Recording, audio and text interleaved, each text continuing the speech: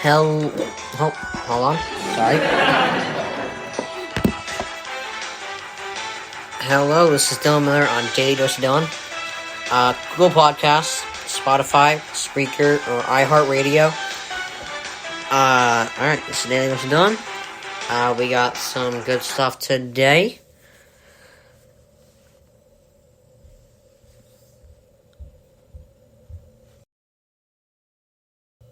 Alright, so,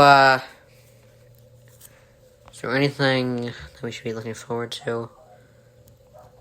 There's no, games I'm playing. I will talk about Aaron Rodgers a bit, Justin Fields, the NFL Draft. No, really, it's basically all football today, except for maybe one or two basketball topics. So, Trevor Lawrence has kind of a chill persona, and many people think he won't fit well with Urban Meyer.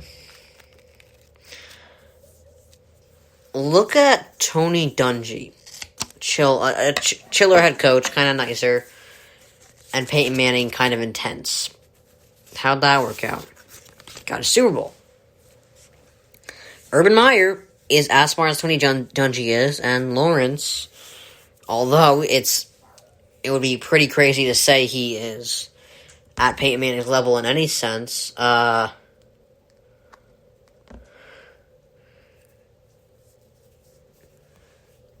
we'd never know how good he can be. So,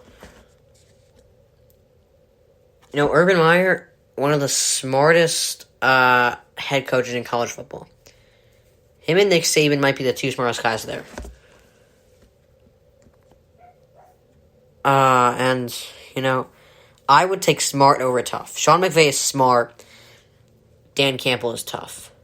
Who would you want? Dan Campbell or, what's his name? Sean McVay. I'm taking Sean McVay there.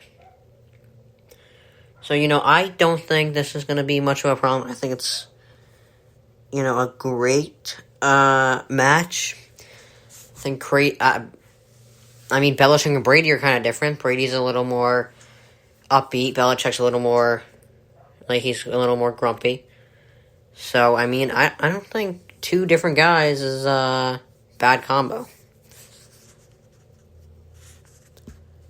Alright. Let's get some music going here. Welcome to Politics. Obviously it's crazy to compare them to one of the best coaches ever and one of the best one of the three best quarterbacks ever. But I don't know. It's just trying to make a point. I'm not saying that they're going to be those two. Just saying there's definitely a chance it can work out. Alright. So, Anthony Davis is cleared for full contact practice and is likely to return against the Jazz. So they're 13-15 without him, which is good enough. They can win on the road without LeBron or AD. So, that's why you don't rush them back. I've been saying this. You don't rush people back, because if you're winning without them, or if you're like a 500 team without them, what's the rush here? If you win half of your games without them, then you're in a good spot. So, can't wait to see AD back. He might be a little rusty, but that's fine. And there's still no timetable on LeBron, but I think he'll be back in about 2 weeks, maybe. So, once they're at full strength, they're the best team in the league, so don't forget that. Alright, so Mac Jones, as well as me, does not want to be compared to Brady. I don't think anyone should be compared to Brady, Jordan, or LeBron, because those three are on a different level. So, like Zion, people were saying, oh, he's the next LeBron, but they didn't compare him to LeBron at the draft. They compared him to Barkley, which I think is a great comparison. Even though he has to rebound a little more to be exactly like Charles Barkley. But he reminds me of Barkley in a bit. He's kind of Barkley-esque. So, I just don't think it's right. A lot of people are talking about his intangibles. His intangibles are like Brady. I mean, it's still, you shouldn't compare anyone to Brady's intangibles. I mean, it's like, it doesn't really make sense to me to compare anyone to a guy that's had such a unique career. 7 rings, 10 appearances in the Super Bowl. He's had a ridiculously good career. And to compare anyone to them, and anyone who hasn't even stepped foot on the NFL on a football field, is pretty crazy to me. Alright, so Sean McVay just said that the NFC is a pool that he would not want to jump in. The NFC West. Now, McVay is 16-8 in the division. The disruptor there is Kyle Shanahan. He kind of gives him a hard time a bit. And I mean, Shanahan and McVay are close. They've known each other for a while. And I mean, that division, great coaches and great quarterbacks. That's the problem here. They got Stafford and McVay, Wilson and Carroll, Murray and Kingsbury's okay. And then you have Shanahan and Jimmy G is okay. AFC North ain't far behind either. Lamar Jackson, Joe Burrow, Big Ben is still good enough. Who else? Oh, Baker Mayfield's ascending. And then their head coaches, Tomlin, Harbaugh, Stefanski, and the Bengals is a question mark, but, NFC West and the AFC North are ridiculous. Alright. So, yesterday there was a survey, and they voted on the best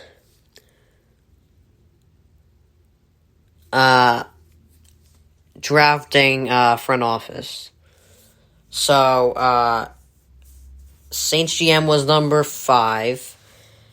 What's their name? What's the Saints GM name? I forgot about that for a second. Hold on. This is embarrassing, by the way. Saints GM is, Mickey Loomis, yeah. Mickey Loomis, number 4. Who was number 4? I believe number 4 was, number 4 was, Brandon Beane of the Bills. Number 3 was Jason Light of the Bucks. 2 was Kevin Colbert of the Steelers. 1 was Chris Ballard. I agree with that. He's the best GM, I think, in the league right now. So, the guys you like. The guys that are just really, really good at what they do.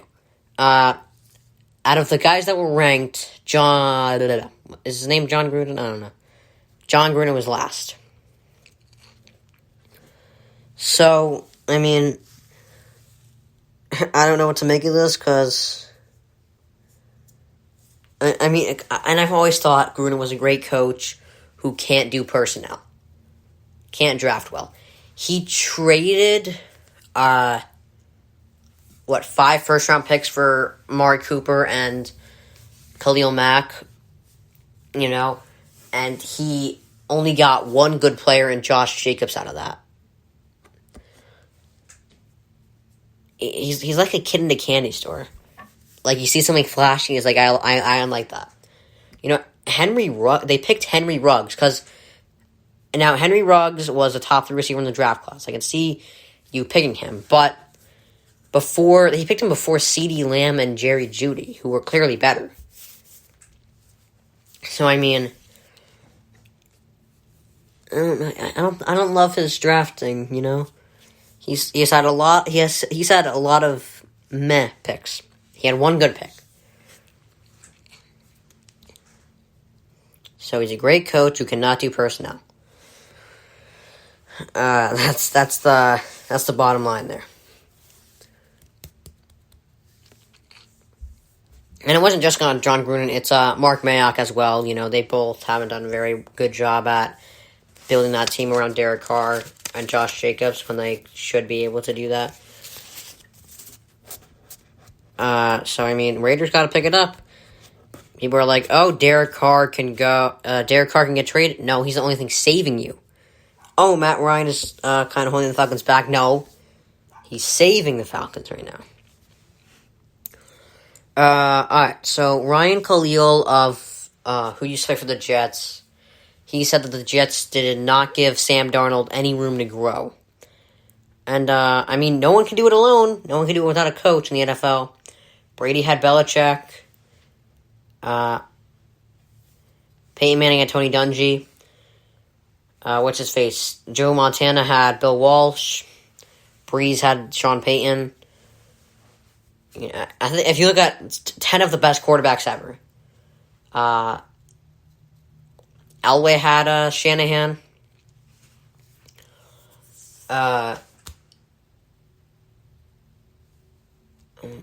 Who else?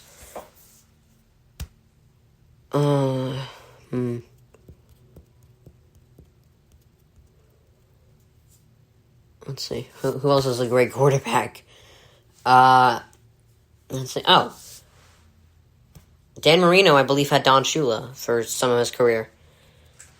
You know, let's see. Steve Young had Bill Walsh for part of his career as well. You know, every great quarterback has a great coach. Staubach had Landry. So, I mean, you can't do it by yourself as a quarterback. And the Jets just didn't, you know, he got a defensive guy in Robert Saleh. Then they were like, okay, maybe we need an offensive guy. They picked the worst offensive coach in all of football. So, I mean, Darnold has not had a good go here with the Jets. So, and I think how you have to coach Sam Darnold. I mean, I'm not a coach, so I mean, who the hell am I to tell someone how to coach him? But I feel like my personal belief here is that if you want Darnold to succeed, you kind of got to let him run around, you know? Like, let him move around a bit. Like Josh Allen, let him move around a bit. Lamar Jackson, let them move around. Because they're athletes. They're natural athletes. Like, you can't just expect them to sit back there in the pocket like a Brady or a Rodgers, you know, and just throw it without moving around, you know. Even Patrick Mahomes, you gotta let him move around. So, I mean, I think that's how you should coach Sam Darnold. And, I mean, coaches are big. I mean, think about Jared Goff. Jared Goff is not a great quarterback, but he was like, everyone was agreeing when he had Jeff Fisher, everyone was agreeing, like, okay, he's a bust. Sean McVay came to town, he made the Super Bowl. So, I mean, coaches really have an impact on how a quarterback does. So I'm actually going to defend Brooklyn here. Charles Barkley said he'll always root against Brooklyn because he doesn't like the way they put their team together. Now, it's tough with super teams. It's tough to... I'm kind of on the fence here. It's another thing that's good for teams and bad for the league. Like, I said this about load management. Load management is good for the teams because they got... like LeBron 37, LeBron's 37 years old if he wants to rest. Give him some rest. I mean, but it's bad for the league because people want to see the best players playing. You know what I mean? And I this season I said this yesterday, I didn't really like load management a lot at all last year. But I don't mind it this year last year I didn't mind it because, well, first of all, if you had load management after that whole sabbatical they had last year, then you're lazy.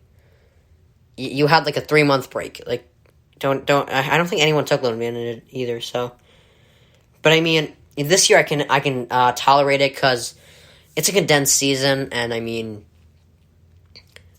honestly, for the fans criticizing, you go out and play basketball every other night and try not getting